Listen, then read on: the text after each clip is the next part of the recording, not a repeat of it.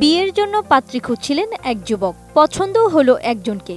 উদ্দেশ্য ছিল সরাসরি সাক্ষাৎ করে নিজেদের সম্পর্কে আরও বিস্তারিত জেনে নেবেন। সবকিছু মিলে গেলে এই পাত্রীর সঙ্গেই বিয়ের পিঁড়িতে বসবেন। পরিকল্পনা অনুযায়ী পাত্রীর সঙ্গে দেখা করার জন্য যুবক বাড়ি থেকে বের হন। একটি রেস্তোরাঁয় দেখাও হয় তাদের।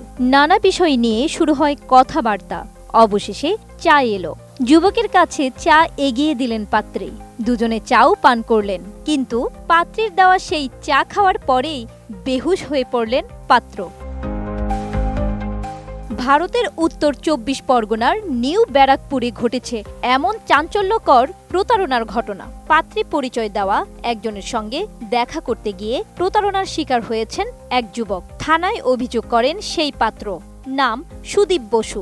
ভারতের কলকাতার সংবাদ মাধ্যম আনন্দবাজারে প্রকাশিত হয়েছে সংবাদটি। মোনালিসা হেভি ফ্লো ১৫ পিস প্যাকেটের সাথে ৮ পিসের একটি প্যাকেট একদম ফ্রি। প্রতিবেদন থেকে জানা যায়, অনলাইন ঘটকালি সাইটের মাধ্যমে পরিচয়ের সূত্রে জিয়া সিংহ নামে এক নারী সুদীপের সঙ্গে দেখা করতে আসেন।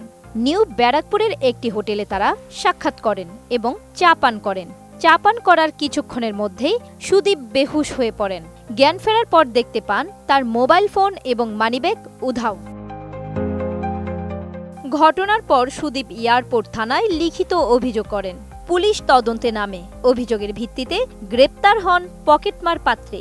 সেই পাত্রীর নাম জিয়া সিং। চুরি হওয়া মোবাইল কেনার অভিযোগে বিধাননগর পুলিশের হাতে গ্রেফতার হলেন এক বাংলাদেশি যুবকও। জিয়া সিং এর মোবাইল ট্র্যাক করে পাওয়া সেই মোবাইলটি বাংলাদেশের রাজশাহীর বাসিন্দা মোহাম্মদুল হাসান নামের এক ব্যক্তির কাছে বিক্রি হয়েছিল।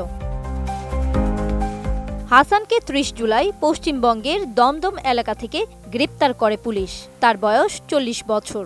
পুলিশের জেরায় তিনি স্বীকার করেন, পুরনো জিনিস কেনাবেচার একটি ওয়েবসাইটের মাধ্যমে জিয়ার কাছ থেকে ১০টি মোবাইল কিনেছেন এবং তা বাংলাদেশে পাচার করেছেন।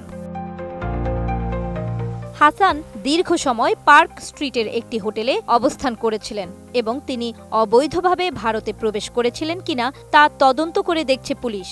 এই ঘটনায় আরও কেউ জড়িত রয়েছে কিনা বা এটি বড় কোনো আন্তর্জাতিক মোবাইল পাচার চক্রের অংশ, সেদিকেও নজর দিয়েছে আইনশৃঙ্খলা বাহিনী। ভুক্তভোগী সুদীপ বসু বর্তমানে নিরাপদে আছেন এবং তার অভিযোগের ভিত্তিতেই পুরো তদন্ত এগিয়ে যাচ্ছে। জান্নাতুন Nahar Jerry, desk report, ATN news.